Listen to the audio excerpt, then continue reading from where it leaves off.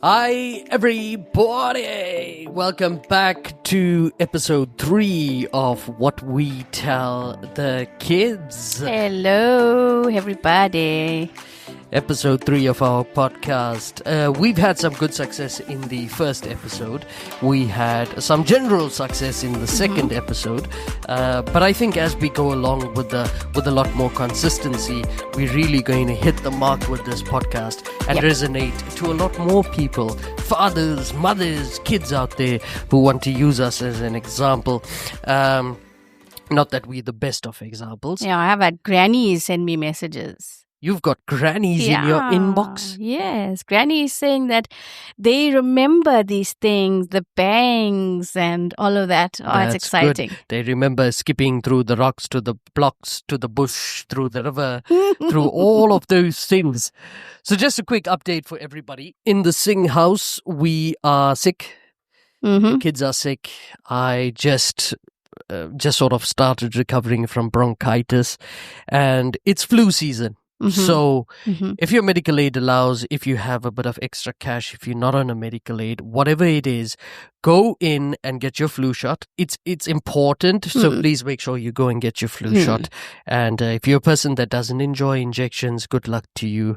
But you sort of get used to it as you mature and get older. So yes, it's flu season. Everyone in the Singh house is sick. We are all sort of recovering right now. And we have this podcast. And for this podcast today, we're going to speak about social media. And social media in terms of how it affects our kids. What are our children watching on social media? What are they watching? So we're going to dive into their minds a bit. And I asked very specific questions. And this is to both of our children, those that can read, write, and speak. And 2 of 3. The 2 of 3 for now. And the questions that I asked them was to send me 3 videos of motivation. So 3 videos regarding motivation, 3 videos regarding finances. You know, as I explained it, kids these days would always want to find ways to make money or focus on their careers or learn about things of that nature. So who are you watching when you want financial advice? And the last question that I asked was, send me 3 videos on send me 3 videos on what entertains you. And that's going to be the subject of today. It's the topic. And we're going to review these videos that I got from our kids.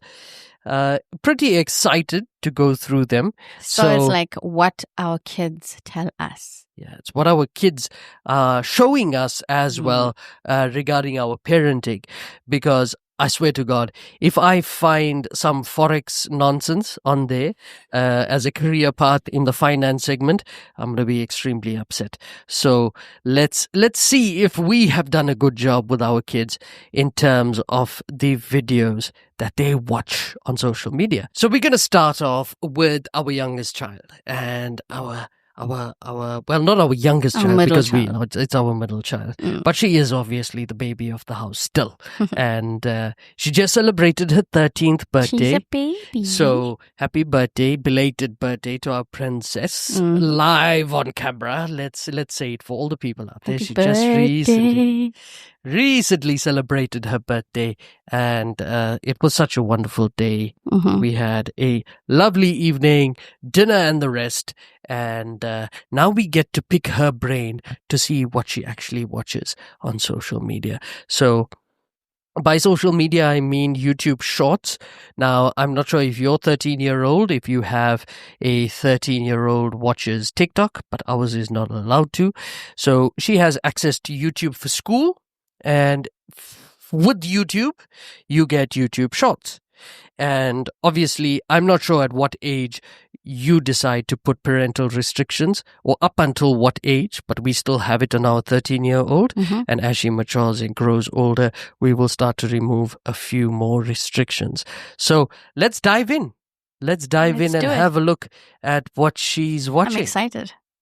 It's so weird because Every time I tried to look at the camera, my eyes are squinting itself into a different direction because there was so much of lens glare on my glasses that I had to take it off. So, yeah, it feels like I'm cockeyed watching something into the distance. But I swear to God, I'm trying to look directly to the camera to see you.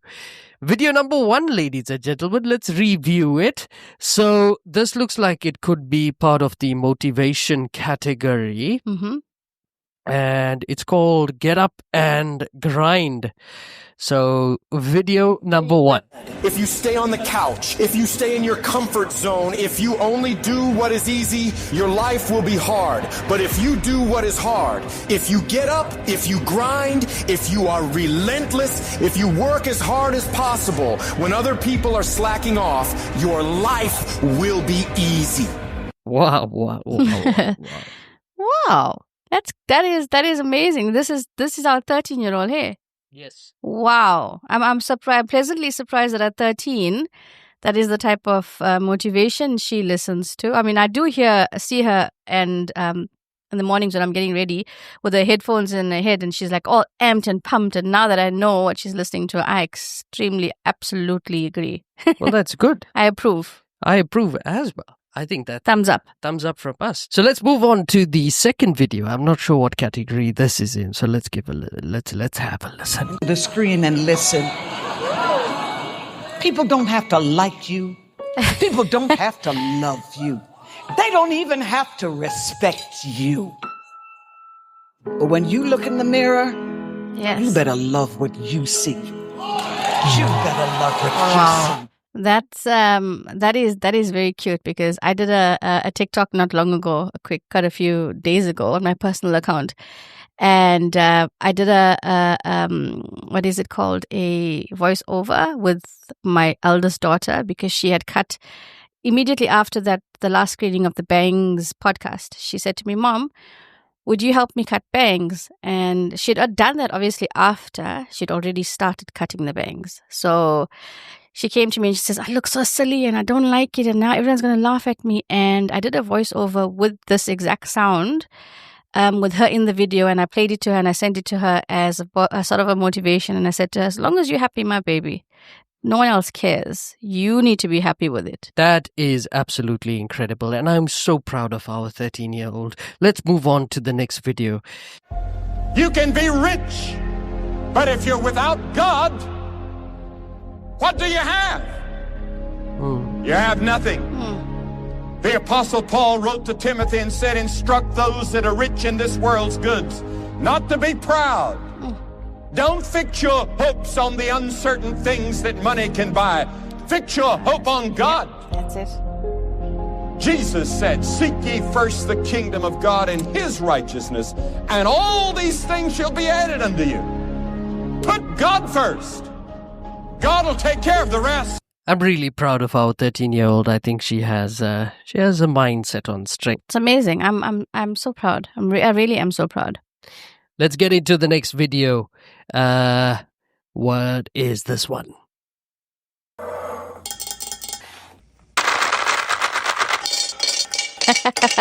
For the viewers that are listening on Spotify and Apple, it's ASMR.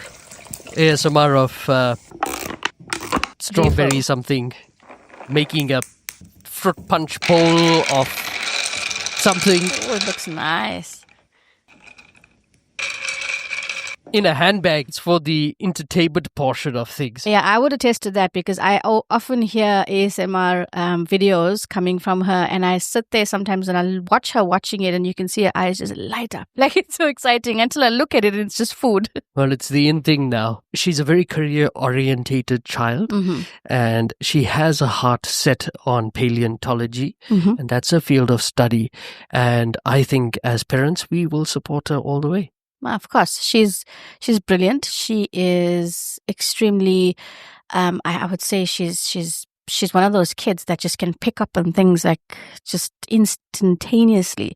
She's also quite intelligent and she loves like literature. She loves reading things and getting involved in things and finding out new things. And from the time she was a little baby, she's been fascinated and obsessed with dinosaurs and bones and history and all of that. So I think she's going down the right path because it's a path that she chose, and we are very supportive. Now, let's move on to our teen. Every day, when you say like, oh, I have to study, no, I get to study. There's so many children, students out there that wish they could study. There's so many women out there that don't get the opportunity to study. So don't be ungrateful. Wow, that's a tiki-talk. That's interesting. Many kids of this day and age feel that they are quite privileged and that parents owe them the right to study. Yes, education is a right for children, but when you produce bad results, I am of the opinion that you must learn the hard way. No pun intended. That's true.